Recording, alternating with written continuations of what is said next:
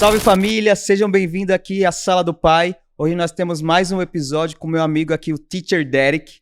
E, cara, o Derek é uma pessoa muito querida pra mim, porque ele me ensinou muita coisa.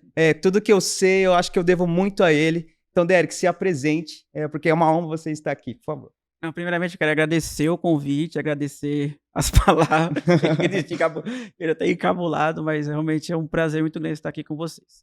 Como já foi dito, meu nome é Derek, eu sou professor de escola dominical. Um dos melhores que eu já vi. Há mais ou menos uns 10 anos já, e nos últimos 2, 3 anos eu estou como discipulador, né, as pessoas os novos convertidos que estão na fila para o batismo. Né? Eu sou professor de história também, atualmente estou na corrida do mestrado em antropologia, ciências sociais, e é uma benção estar aqui com vocês. Gente, o Derek é muito inteligente, e eu trouxe ele aqui, a gente trouxe ele para ele falar um pouco do que está acontecendo hoje no momento, que é o carnaval. Derek, o que é o carnaval? Qual é a história do carnaval? Como ele se tornou o que ele é hoje no Brasil? Então, o carnaval é um culto, né? Um ritual, nasceu como um ritual com bases greco-romanas, né? Ao êxtase, né? Aos prazeres. Né? Era um ritual que era feito em nome das divindades do prazer e do êxtase, do vinho. Né? Com o passar do tempo, o advento do cristianismo, né? Na Europa, no Império Romano, claro que esses cultos eles foram extintos por perseguição da própria igreja, mas a marca que eles deixaram foi muito forte e as práticas continuaram. Sim, né? Então, o carnaval ele nasceu lá na Grécia e Roma. Sim. Legal. Sim, tem essa raia muito mais antiga do que a gente pensa. Ele não é brasileiro, ele é europeu. Então, no século VI, mais ou menos, o Papa Gregório I ele institui a Quaresma, que é um período de preparação para a Páscoa. Então, jejum, prática de caridade, leitura da palavra, que é uma preparação que a igreja deveria passar para chegar na Páscoa, né? Os 40 dias. Essa quaresma são 40 dias, Isso, né? Sim. 40 dias. E acabou sendo que os dias que antecedem a Quaresma, né, acabaram sendo os dias de extravasar, ou seja, de praticar aquilo que não poderia ser praticado depois. Né? Uma das marcas da Quaresma, que permanece até hoje, que é a abstenção da carne. Você não pode comer carne. Então, as pessoas passaram a consumir muita carne nos dias que antecedem a Quaresma. Então, aí pegou o nome do italiano Carnivale, significa adeus à carne. Legal. Então, do ponto de vista alimentar, mas também no ponto de vista da própria prática, né, humana, da própria questão da carne como prática. Então, o carnaval é um período que você faz o que você quiser, porque vai ter 40 dias que você vai ter que se abster de várias coisas. Sim, é um momento de fazer, porque depois não vai poder fazer mais. Entendi. Entendeu? Até a Páscoa. E como que foi se remontando com o tempo? Então, ele ganha vários significados com o passar do tempo, né? Ele adapta a cada região, a cada tempo. No Brasil, especificamente, como nós somos um país de colonização portuguesa, né? Portugal é um país europeu, ele chega com os colonos, né? No século XVI. Registros de práticas carnavalescas em Pernambuco em 1553, para você ter uma ideia. Caramba. Né? Isso vai mudando com o passar, com a chegada de novos colonos, novas nacionalidades que vêm para cá. Né? Depois ele vai se desenvolvendo, né? E até chegar na forma como é hoje. O primeiro ritmo do carnaval era a polca, né?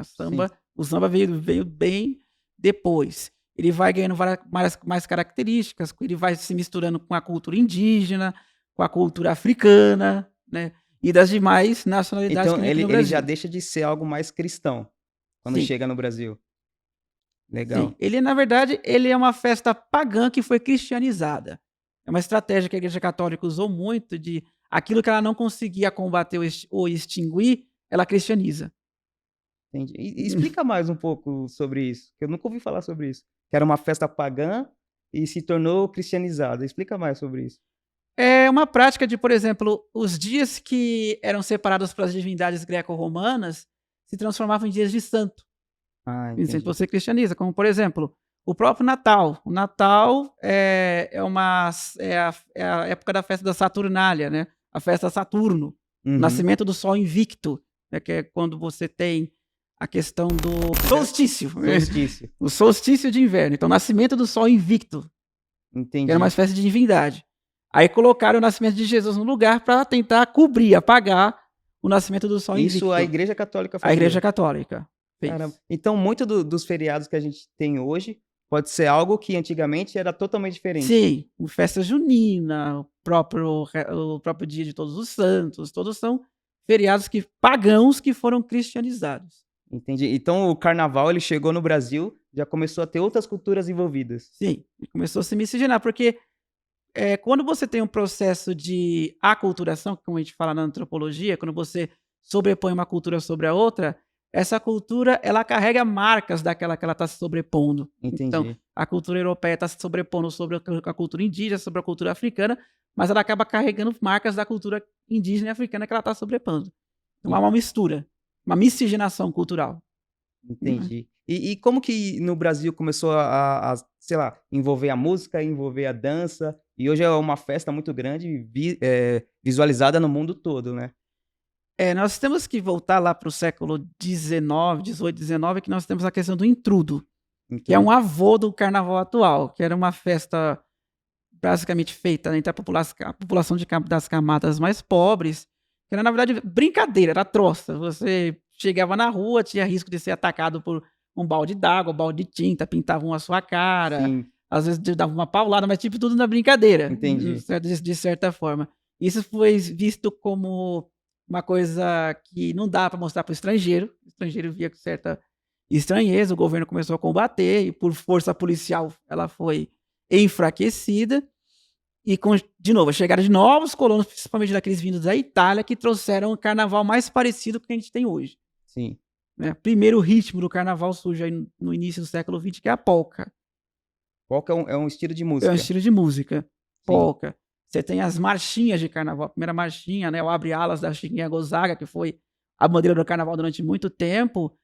E, de novo, né, não tem como combater, então você tenta fazer aquilo ser usado a seu favor. Então o governo ele começa a criar, né, a questão do carnaval no sambódromo, Sim, as entendi. escolas de samba, porque para tentar controlar Controlar. e ao mesmo tempo usar isso a seu favor e colocar isso como um produto a ser vendido para o estrangeiro, Sim. né, que É aí que eles... hoje acontece muito isso, né? Sim, Você vendeu. Se você vai para outro país, o Brasil é o país do carnaval, país da caipirinha, país de praia, no futebol, do futebol, então acho que isso funcionou, né? muito. Isso é formado, na verdade, um estereótipo. Sim, Porque tem é. muito mais para conversar. Tem uma amiga minha na China que, quando ela viu uma foto do Rio de Janeiro, viu os morros da Úrica, falou: Sim. ali já é a Amazônia. Aí eu fui explicar para ela que são mais de 5.000 quilômetros de distância, mas demorou um pouquinho para ela entender, mas eu queria que ela entendeu. Sim, Mas a imagem que a gente vende para eles. então a gente pensando sobre o carnaval, essa questão cultural, você acha que, não sei, tem algo espiritual por trás disso também? Não, com certeza. Porque quando você pega uma festa que coloca como prioridade a vontade humana, você para e pensa em alguns conceitos. Da questão da antropologia, então eu estudo conceitos, símbolos, né? Como, por exemplo, você tem uma festa que coloca coisas na mente do homem, como, por exemplo, fazer a sua própria vontade sempre será um prazer, Entendi, entendeu? E você pega pelo outro lado, o lado da quaresma, que fala o quê? Fazer a vontade de Deus sempre é um sacrifício. entendi. Então fica esse peso assim. Se você quer ter prazer, você tem que fazer a sua vontade. Agora, fazer a vontade de Deus é sempre um sacrifício. É uma coisa que a gente para pensar e analisar qual é a mensagem que eu estou passando para as pessoas. Né? E Entendi. mensagens, assim, o impacto espiritual que eu tenho sobre isso é muito grande. É muito grande. E as pessoas falam: não vou para a igreja, porque a igreja é chato. Né? É, É chato, é monótono, vai mandar fazer coisa que eu não quero fazer, vai mandar me vestir de forma que eu não quero me vestir, vai mandar eu parar de fazer coisas que eu gosto de fazer. E não é assim que acontece, não é esse o evangelho que nós acreditamos e pregamos, né. sim, é engraçado porque a Bíblia fala, né, que o nosso coração é enganoso, né.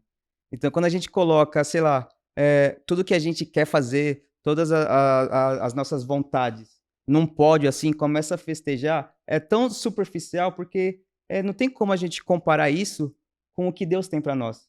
Então eu acredito que, o carnaval é uma estratégia também do inimigo, para querer fazer com que, o que ele prega seja levado nos 4 cantos da terra, entende? É uma E espécie de hedonismo, né, o culto ao prazer. sim, Sempre você é a busca desenfreada pelo prazer, hedonismo. sim. E no Brasil, como que foi se tornando, como posso dizer, essa questão popular? Que tem a ver com a educação do Brasil, tem a ver com, não sei, do Brasil ser um país praticamente cristão, ou não tem a ver com isso? Sim, e vamos falar, a questão tanto da própria educação, da própria você usar, já que eu vou usar, então eu tenho que espalhar aquilo. Então ele espalhou para poder usar aquilo como uma forma de vender a imagem. Aí Uhum. construir a imagem da mulata, a imagem do carioca malandro, a malandragem brasileiro, o brasileiro é malandro, o brasileiro Sim, e isso é colocado como algo positivo. Uma coisa de você desonesto era até então uma coisa ruim. jeitinho brasileiro, Mas né? você fazer um jeitinho já passa a ser bom, porque é uma marca, uma característica, né, de vocês fazer as coisas assim, porque é divertido, porque vende, porque é legal de ver essa coisa como que acontece, né? Mas a própria educação e cultura valoriza isso, né? Nós estamos um povo, como diz Sérgio Buarque de Holanda, um historiador brasileiro, ele fala que a gente é povo que age de forma cordial. De Uhum. cordial não questão de educação, questão de amor, mas é uma questão assim, eu ajo muito pela, como é que eu posso explicar? Pela, intimidade. Eu coloco as Entendi. minhas relações íntimas acima de tudo, entendeu? Coloco assim, se eu sou um guarda, sou um marronzinho, Sim, eu vou multar o carro, aí eu paro, vou multar o carro que está parado na frente do hidrante. Eu paro, vejo a placa, vejo que é do meu amigo ou do meu cunhado. Eu vou multar esse cara? Se eu provavelmente não. multar se eu multar, eu vou perder o amigo, entendeu? Aí eu falo: Entendi. "Então eu deixo passar, eu passo batido, por quê? Porque é meu amigo", entendeu? Então eu coloco questões legais, questões, de regras abaixo da cordialidade, ou seja, da intimidade, da relação íntima, tipo, você resolve tudo na conversa. Ah, você tem que ter um amigo médico, um amigo policial, um amigo na política. Tipo assim, sempre Sim, na amizade, entendeu? entendi. Que é a malandragem que é valorizada. E você acha que hoje já está sendo muito mais, por exemplo, a gente está acompanhando nas redes sociais, tem uma questão de tal, sei lá, uma figura de um demônio brigando com uma figura de Jesus no carnaval. Aí a gente tem metade do Brasil cristão falando, não, não pode acontecer isso, e o pessoal do carnaval falando, não, isso é normal, a gente tem que, sei lá, repensar os nossos conceitos e tal. Como você vê isso hoje em dia? Primeiro, eu vejo assim, essa parte assim, o que se esperar, Sim, né, de uma festa que valoriza a carne, de uma festa que valoriza o prazer e que coloca, a vontade de Deus como um sacrifício. Fazer a vontade de Deus como um sacrifício chato de se fazer. De uma certa forma, eu vejo um avanço, que assim, eu sou dos anos 90. Eu assistia muitos programas, até mesmo novelas, assim, que você não vê citada as igrejas evangélicas. Parecia que o Brasil todo era católico. sim, Você vê, era sempre nas questões era sempre o padre, era sempre o bispo. E hoje, agora de 2000 e pouco para cá, você vê agora como personagens que são pastores.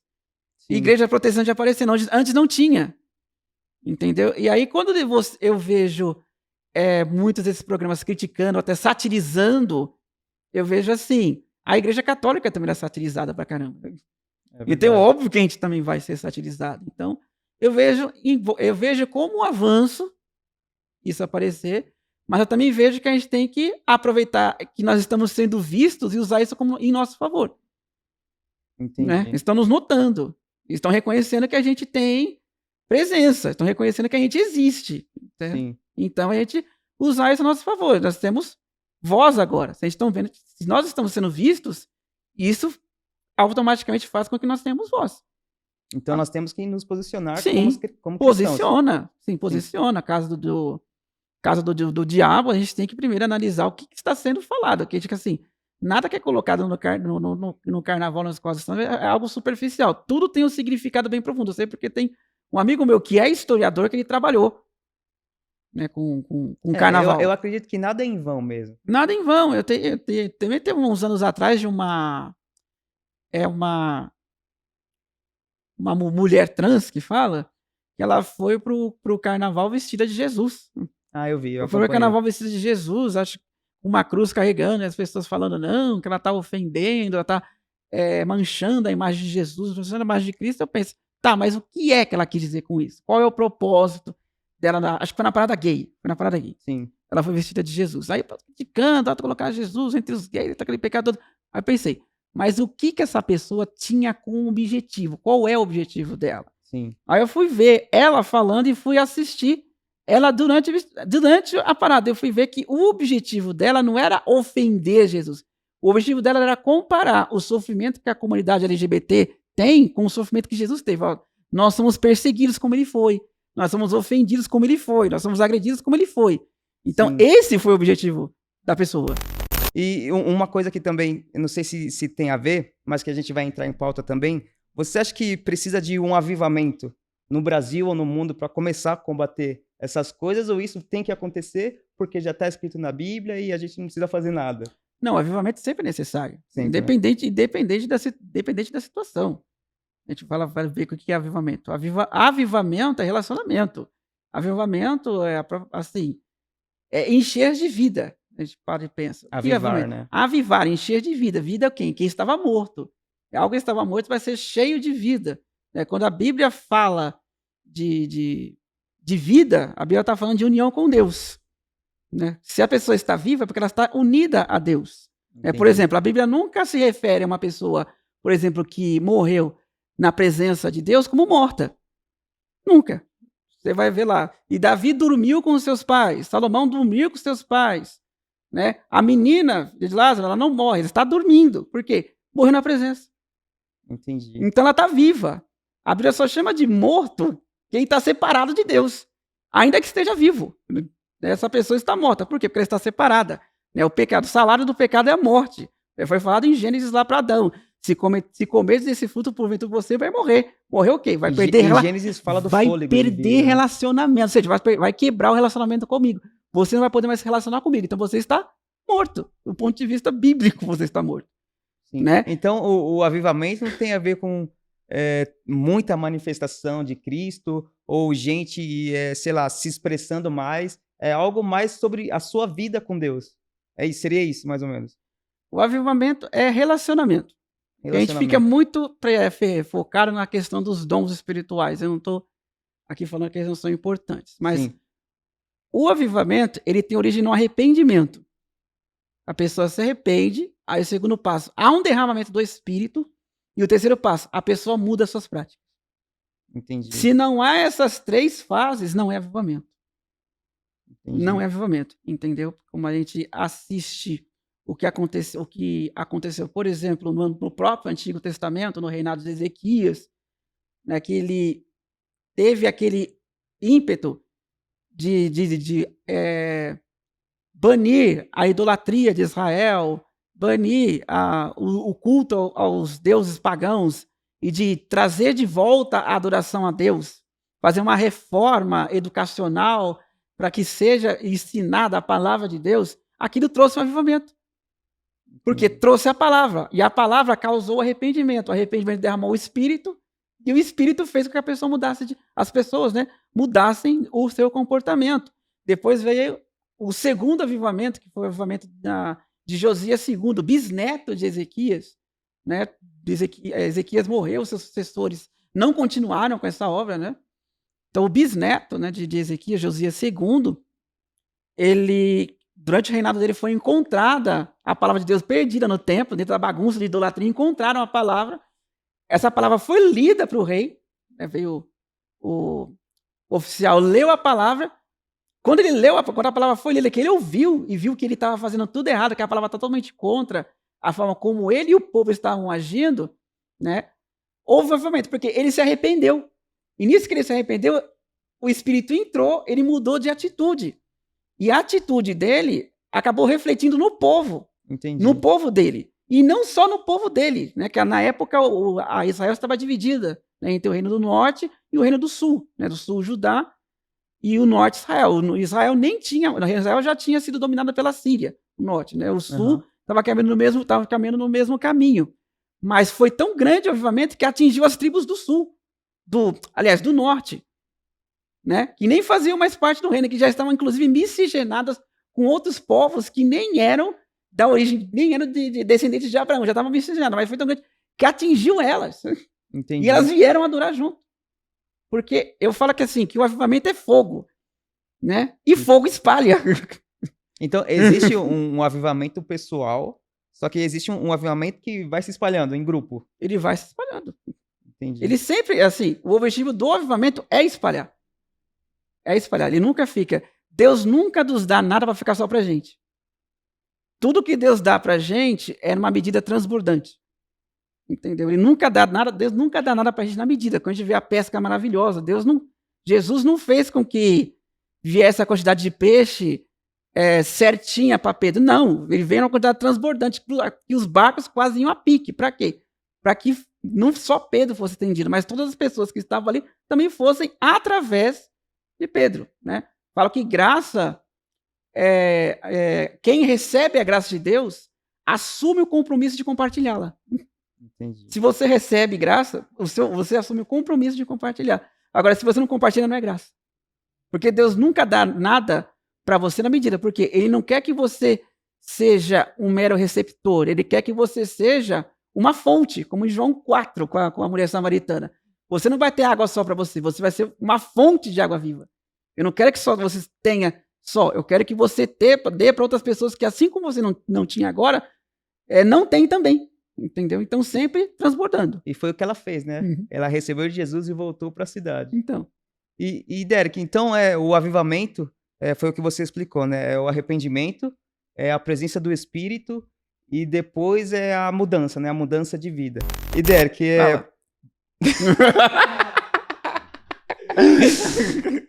Derek, repensando sobre essa parte histórica do avivamento.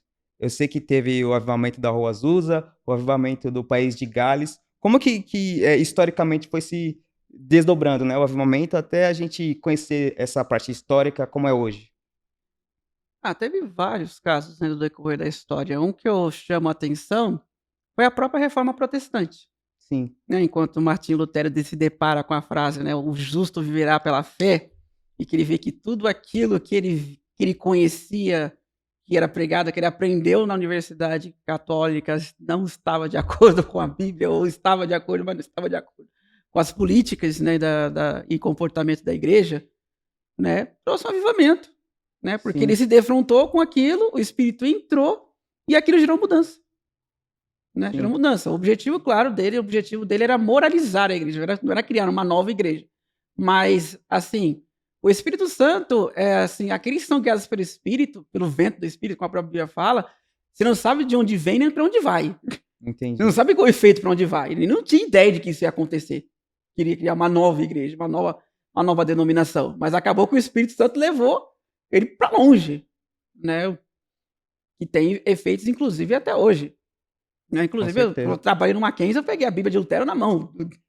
Cara, preparei e coloquei em exposição. Para mim foi ótimo. Incrível.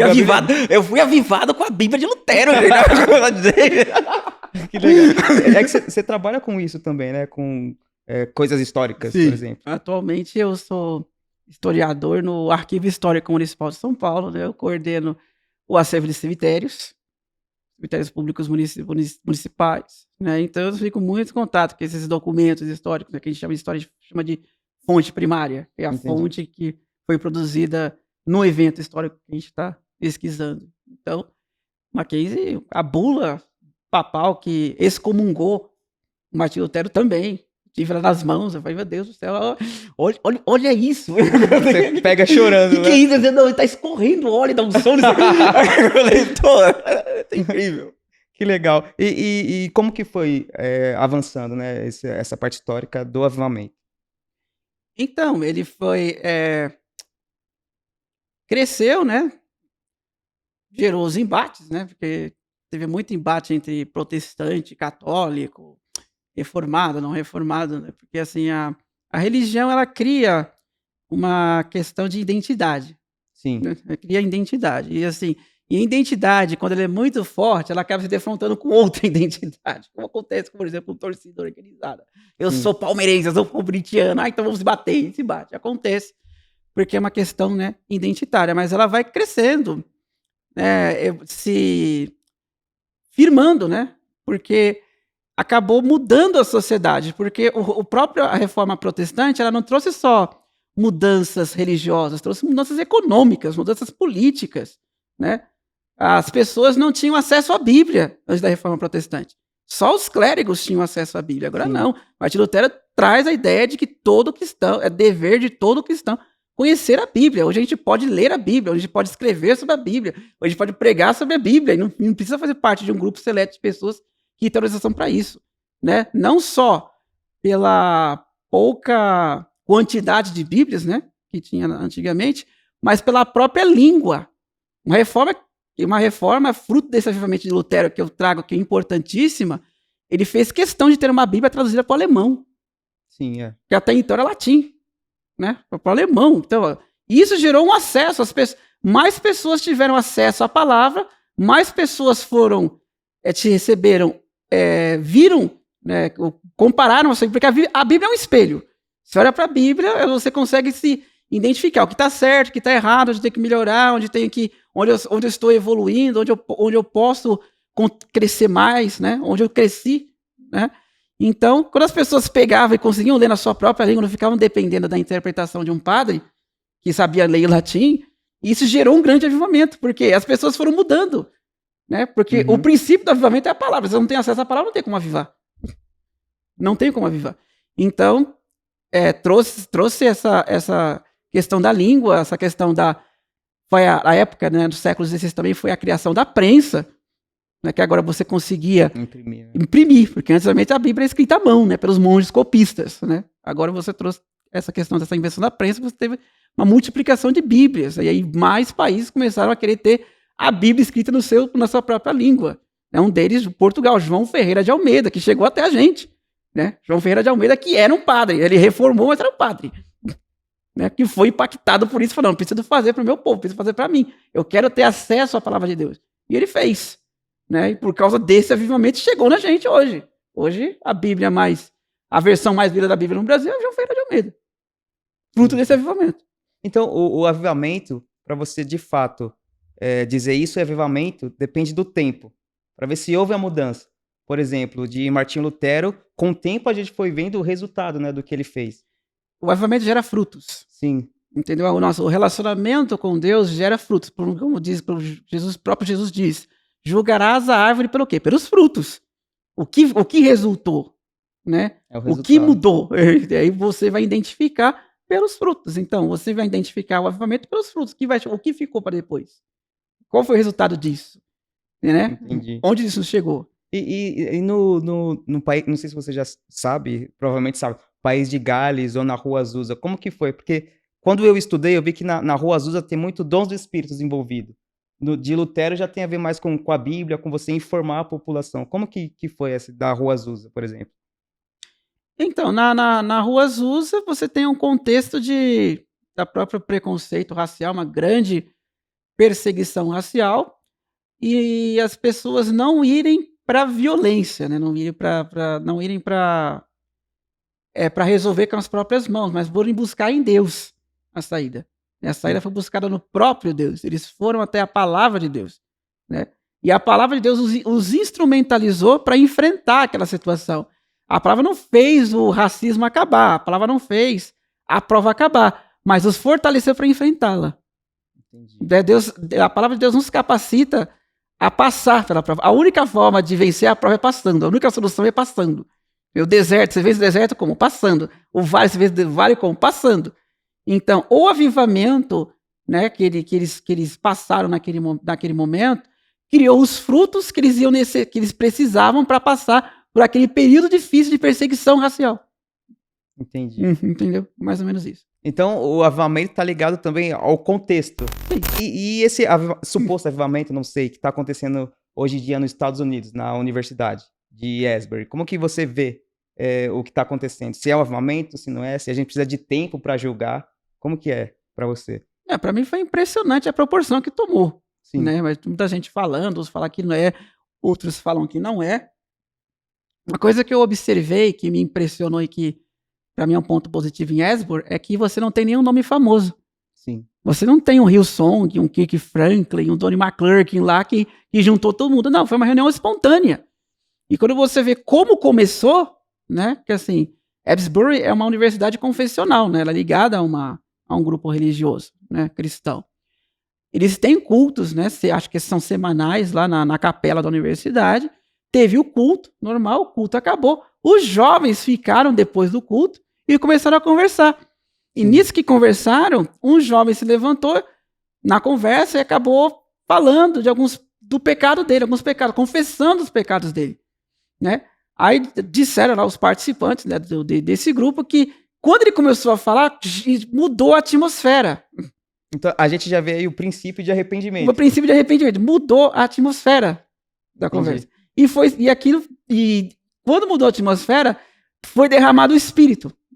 O Espírito dele se derramou. E como eu falo, avivamento é fogo. Vamos falar, batizar com fogo. Ou seja, fogo espalha. Então, fogo espalha. Ainda vai, quando você compara também o Espírito com o vento, né? Ele sopra onde quer, vai soprando e espalhando o fogo. Aí foi juntando todo mundo lá, juntando.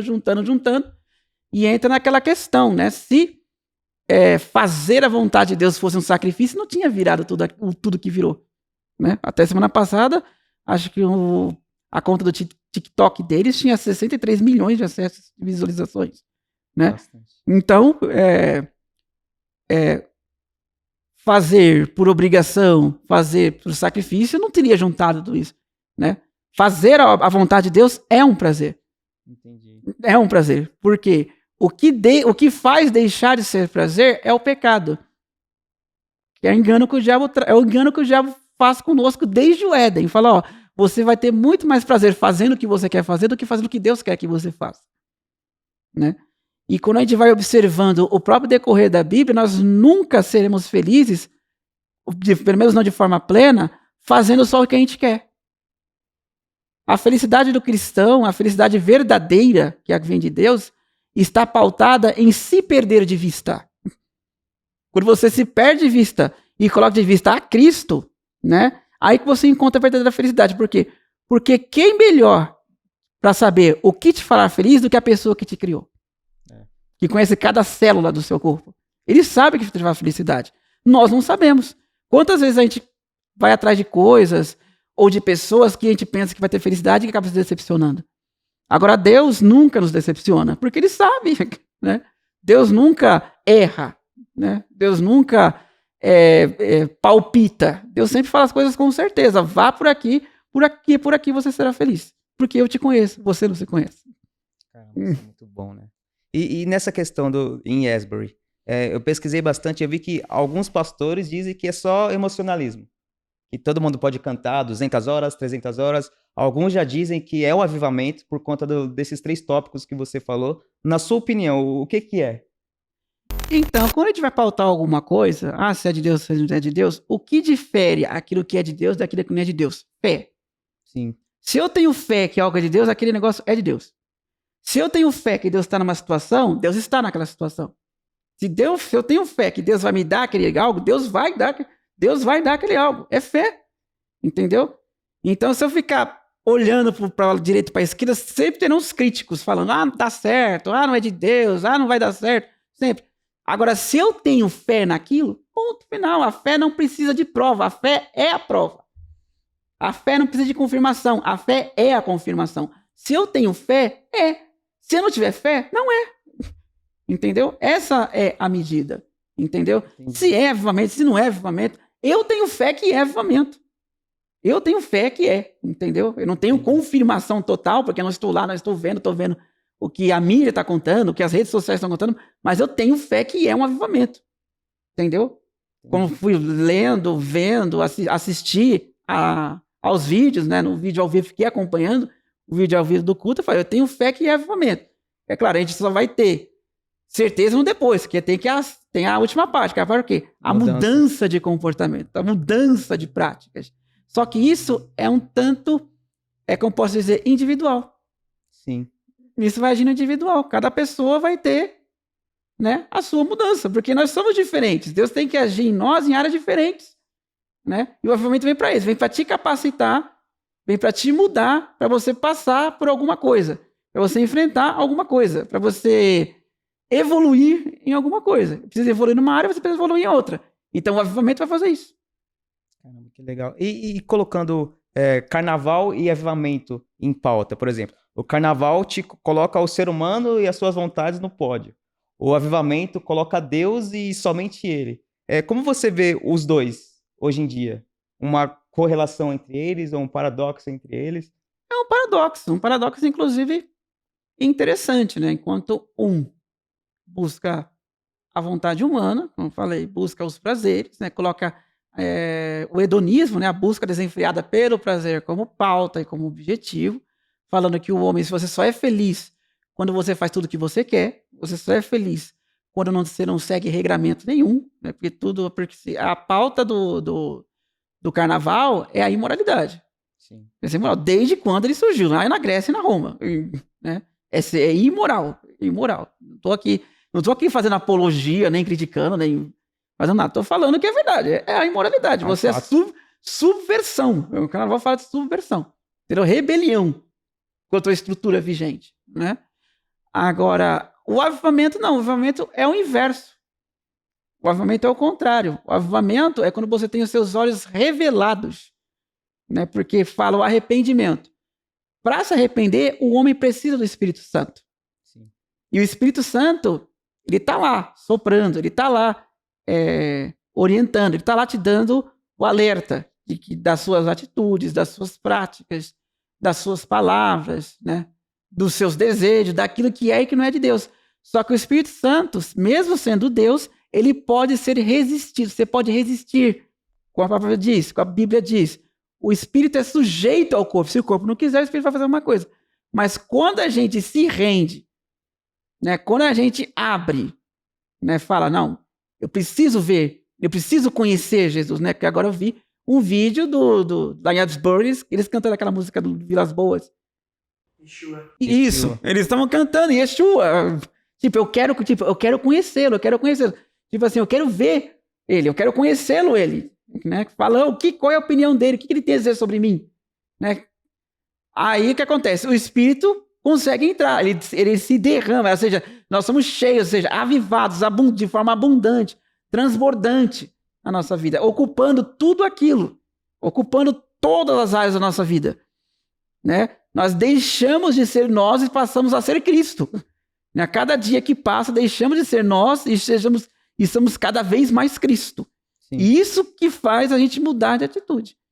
Né? E de mudar de atitude, porque a pauta do avivamento é o relacionamento com Deus. Eu identifico que sem Deus eu nunca vou alcançar plenitude. Eu nunca vou alcançar felicidade completa. Eu nunca vou alcançar todo o meu potencial.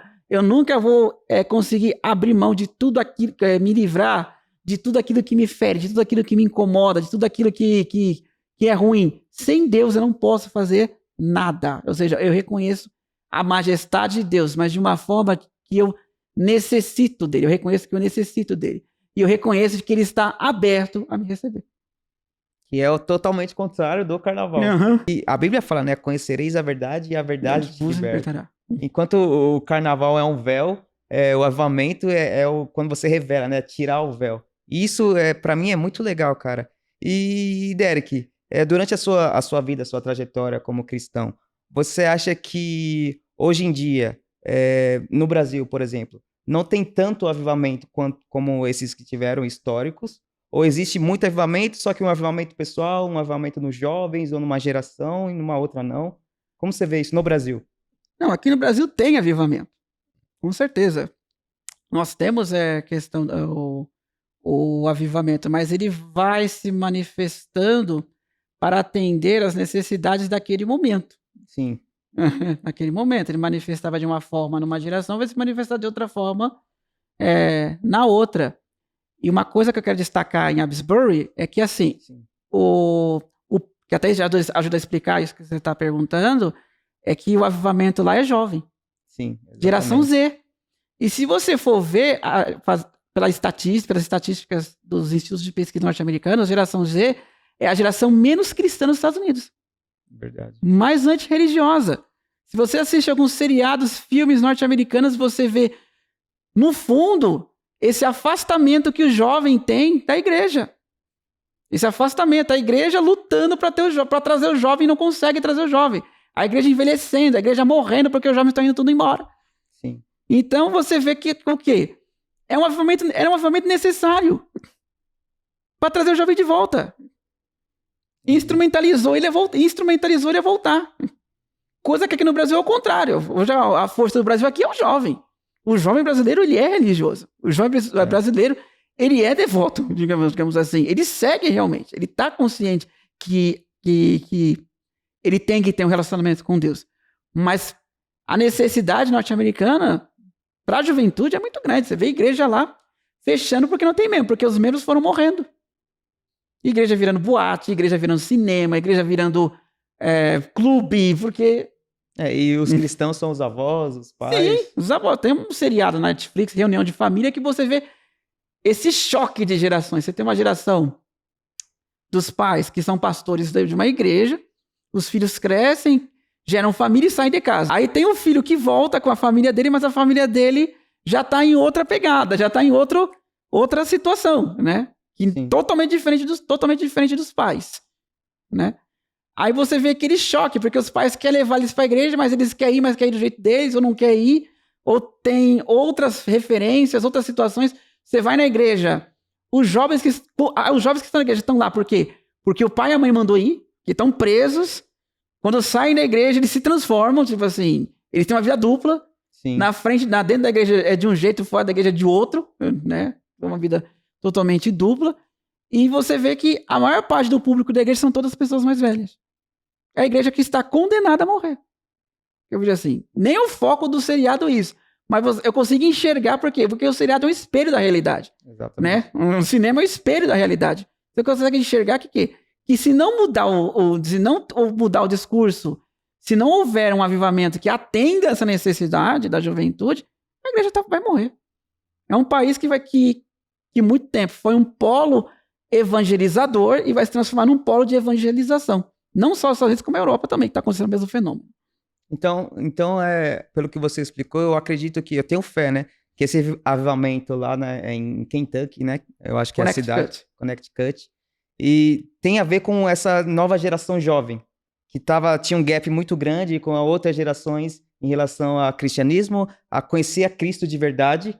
Então tem que ter esse avivamento para eles de verdade voltar ao que é Cristo de verdade. Então eu tenho fé sobre isso, sobre esse avivamento, sobre a geração jovem, sobre ser essa geração Z, que querem conhecer a Cristo de verdade, e daqui 10 anos essas pessoas vão estar fazendo novos avivamentos, vão estar influenciando novas pessoas. Eu acho isso muito legal. E Alan, você tem alguma pergunta para a gente partir para o final? Tem. Qual a sua pergunta? Eu queria perguntar, você olhando para fora, o que você acha que os jovens americanos, agora nesse momento em Asbury, têm a ensinar para os jovens brasileiros? O que a gente, como brasileiro, consegue observar lá fora e trazer para o nosso avivamento? Boa pergunta. Não, a primeira coisa que eles que observou é o quê? A palavra. Né? Começou assim, o avivamento, o movimento começou depois do culto. Eu não sei que palavra foi pregada naquele culto, mas essa palavra, de certa forma, confrontou aqueles jovens, eles ficaram conversando. Eu vi o vídeo sobre a palavra, tem um corte, ele estava falando sobre perdão e arrependimento. Eu não sei se era pastor ou líder de jovens, ele estava falando exatamente sobre isso. Perdão, arrependimento, acabou, aí os jovens assumiram, né, o altar e começaram a louvar. E até hoje está isso. Então tem a ver sim com o avivamento de verdade. Então tem todos os sinais, todas as marcas dentro daquilo que a gente está falando. Então, é a palavra, né, primeiramente falando, que o avivamento surge da palavra. O jovem ele tem que estar em conexão com a palavra, porque no Brasil nós temos uma questão até cultural, que nós aprendemos sobre a palavra não lendo a palavra. Nós aprendemos a palavra através de filme, através de série, através também de pregações. Agora é raro você ver uma pessoa aqui no Brasil pegando, por exemplo, nós conhecemos a história de Jesus mais pelos filmes que nós assistimos na Páscoa e no Natal, Jesus Cristo de Nazaré, que passa assim, todo o Natal, aquele Cristo, loiros, olhos azuis, quem sabe com uma mentira. Pode ser até um podcast. Sim. Mas não tem. Então, a gente conhece mais por isso do que por ler os evangelhos, né? Então, quando nós temos contato com os evangelhos nos mostram o Deus que está lá entre as letras, esperando para ser encontrado para a nossa leitura, esperando para ser encontrado para ter relacionamento conosco, automaticamente isso vai gerar um avivamento. É que é uma questão cultural nossa, porque assim, o Brasil é um país de tradição católica, né? Antes da reforma protestante, falava-se, né? A Igreja Católica falava que o estudo da Bíblia é de responsabilidade dos clérigos, aqueles clérigos lá mais altos, bispo, arcebispo. Então as pessoas não tinham contato. E nós herdamos isso, né? Tanto que o Brasil vai ter faculdade teológica muito tardiamente. Agora, país de tradição protestante, não. Como é o caso dos Estados Unidos, como é o caso da Alemanha, como é o caso da Suécia. Não, vocês têm que... É responsabilidade do cristão observar a palavra. Então você vê que eles têm uma gama de leitura, uma cultura de leitura muito forte. E isso faz com que eles alcancem o avivamento, porque eles têm contato direto. Não tem intermediário, não é intermediado para um filme, para uma série, para uma novela, para qualquer coisa que seja. Eles vão direto na fonte. E quando eles vão na fonte, a fonte aviva. Porque a palavra de Deus é poder, né? Respondeu? Família, estamos aqui partindo para o final. Estivemos aqui com o Teacher Derek, eu sei que vocês gostaram, porque é muito conhecimento e eu vejo que é muito o Espírito Santo também que usa ele. E Derek, se você quiser fazer suas considerações finais, fica à vontade. Amém, gente. Primeiramente, agradecer pela oportunidade de falar sobre um assunto que eu adorei o tema. O tema é maravilhoso, nossa, muito legal falar. Quando eu fui ler, eu já tinha uma ideia já, mas eu fui ler, né, sobre o assunto dos versículos e algumas histórias, algumas coisas que a gente vai aprendendo no nosso decorrer, porque a gente tá falando de coisas que a gente vai aprendendo no decorrer da vida. Né? Não foi uma coisa que eu li essa semana, eu li esses dias. Sim. Coisas que a gente vem acumulando, né? Acumulando. Então, passar isso é maravilhoso, né? Que a gente vê que tem contribuição, né? Com aquele objetivo que eu tinha desde quando eu era adolescente, que eu falei, eu quero fazer alguma coisa. Eu vejo que a palavra de Deus, ela tem poder para mudar, ela tem poder para... Eu já tinha essa visão quando eu era adolescente. Tem poder para mudar, tem poder para ajudar. A palavra de Deus não é um livro de regras, faça isso, faça aquilo. É um manual de como se viver bem, de como ter uma vida boa, né? Sim. E muitas pessoas estavam padecendo ao meu redor, por quê? Porque não a conheciam. Não a conheciam dessa forma. Então eu fiz de tudo, né? Eu vou atender, eu vou estudar para atender. Eu vou estudar, é o que eu falava, eu quero ser remédio. Né? Eu não quero ser mais um trazendo problema, eu não quero mais ser mais um trazendo dificuldade. Eu quero ser remédio, eu quero ajudar, eu quero pegar aquela pessoa que está no pecado, aquela pessoa que muitas vezes é perseguida, aquela pessoa que muitas vezes é ofendida, que é jogada para fora de ciclos sociais da igreja e falar, ó, Deus consegue te ajudar. Entendeu? Há em Deus saída para isso. E em Deus você tem força para vencer isso. Então, muito lindo. Tô quase chorando aqui. Você que tá assistindo, você que sentiu de verdade o que é o avivamento, cara, vai no seu quarto ou em qualquer lugar, faça uma oração, se arrependa, peça para que o Espírito Santo venha ao seu encontro e para que você mude a sua geração, mude onde você tá. Se vocês querem que o Teacher Derek volte, comente aqui, porque eu quero que ele volte. Por favor, Teacher, eu já faço o convite aqui pra gente fazer vários podcasts. Aceito. E, gente, comente, curta, compartilhe e seja bem-vindo à Sala do Pai, onde o Pai está sempre presente. Tamo junto. Amém, gente.